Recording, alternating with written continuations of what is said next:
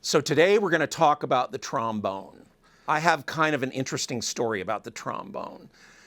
I worked as a violinist in the studios from 1976 to about 83. And one of the first sessions I ever did was with the great Jerry Goldsmith. And I sat down in my chair as a violinist and I look over and there are 9 trombones. And I thought, what is he going to do with 9 trombones?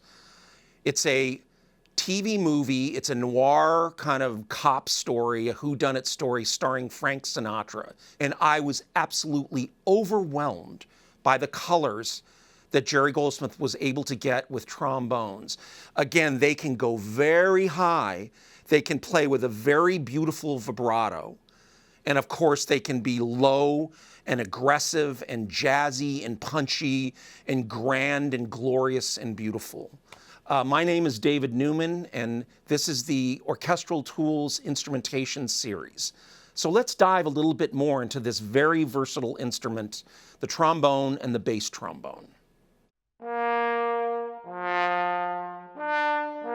Let's have a closer look at the 3 components of the trombone. The bell with its tuning slide is attached to the open hat, the top slide, the bottom inner slide, and the mouthpiece. The bass trombone's bell has 2 additional valves, which are operated by the thumb of the player.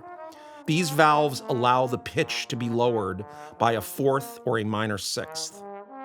As with all brass instruments, the tone is produced by pressing the lips between each other while blowing and is amplified by the instrument.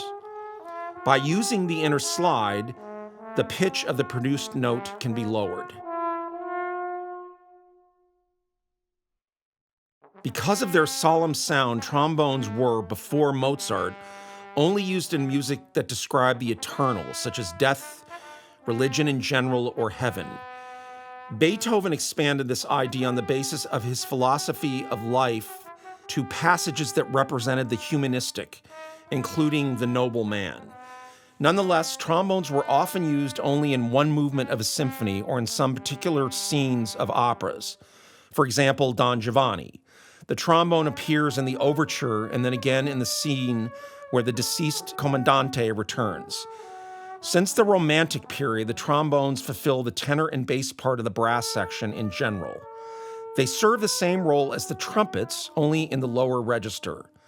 Therefore, they stand for strength, solemnity, and triumph, as well as for combat, threat, and negative aspects of force, or even a certain rawness.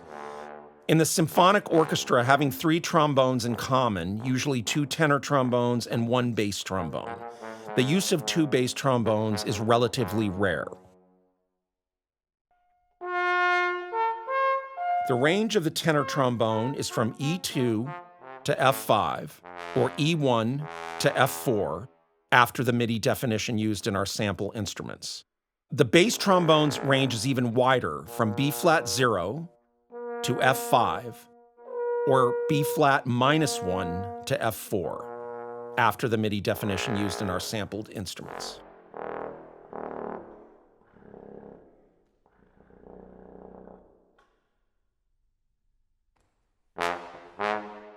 The lower register of the tenor trombone provides a dark and somber character when played forte. In the piano dynamic, the sound is more full, similar to the sound of the upper portion of the bass trombone. The bass region provides a more powerful, metallic sound and is used for majestic, dark, and scary music.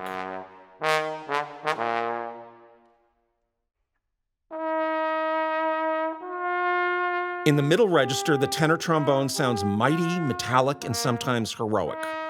The bass trombone sounds slightly dark in this range.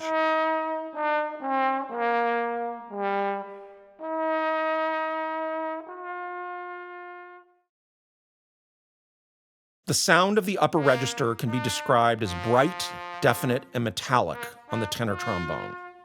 This register can be used for courtly and noble passages as well as for powerful but dangerous shades.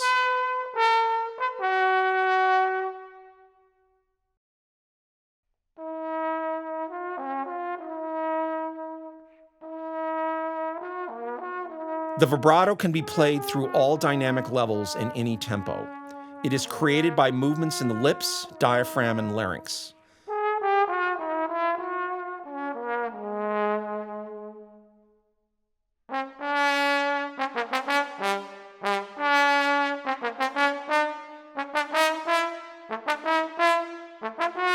By articulating ta for single tonguing, ta-ka for double, and ta-ka-ka for triple tonguing, different speeds and articulations can be achieved.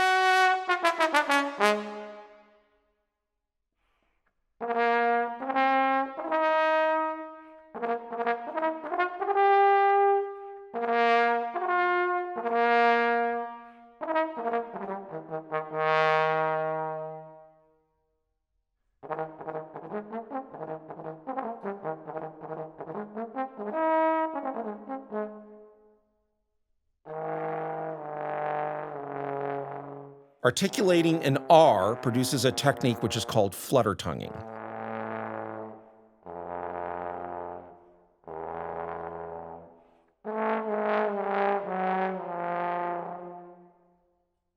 By putting a mute inside the bell of the instrument, very special and different sounds can be achieved. Here are some examples of the most common mutes in the orchestra. The wah-wah mute is almost only used in jazz. The cup mute creates a funny sound, sounding as if the player would play inside an iron box or through a telephone.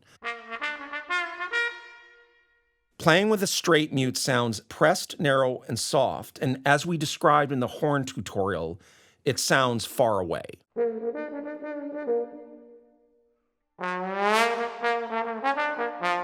The slide glissando can be performed both ascending and descending.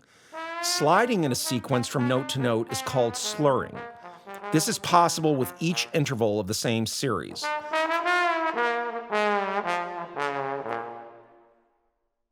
Thanks for watching this video about the trombone and the bass trombone. Please come back for more.